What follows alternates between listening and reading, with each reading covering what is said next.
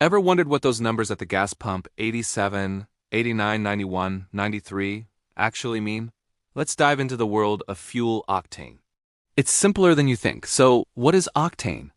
It's all about how much your fuel can resist knocking or pinging inside your engine.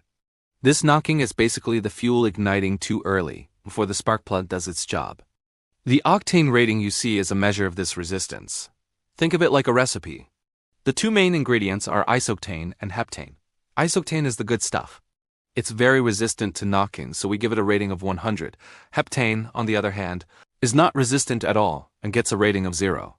So, when you buy 87 octane gas, it means it has the same anti-knock properties as a mixture of 87% isoctane and 13% heptane. The higher the number, the more resistant the fuel is to premature ignition. Now, why does your car manufacturer recommend a specific octane level? It's all about engine design, specifically something called the compression ratio. High-performance engines have high compression ratios. They squeeze the air-fuel mixture really tight to get more power. This high pressure and heat make the fuel more likely to ignite on its own, so these engines need high-octane fuel to prevent that from happening. So, what happens if you use the wrong fuel? If your car is designed for regular 87 octane gas and you fill it up with premium 93, you're not really getting any benefit. The engine isn't designed to take advantage of the extra anti-knock protection.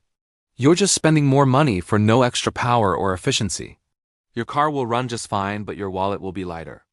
But the reverse is a big problem. If your high-performance car requires premium fuel and you put in regular, you're asking for trouble. Under the high compression of that engine, the lower octane fuel can easily detonate too early. This is the engine knock we talked about. It sounds like a metallic pinging or knocking noise coming from your engine, especially when you accelerate. This early detonation fights against the piston as it's still moving up, creating a huge amount of stress on engine components like pistons, connecting rods, and bearings. Modern cars have knock sensors that can detect this and adjust the engine timing to protect it, but this reduces power and fuel efficiency. It's a safety net, not a solution. Continuous knocking can lead to serious, expensive engine damage over time. While octane is the main factor, other things can also cause knocking, like an engine that's running too hot or carbon buildup inside the combustion chamber. But using the right fuel is the #1 way to prevent it. The takeaway is simple.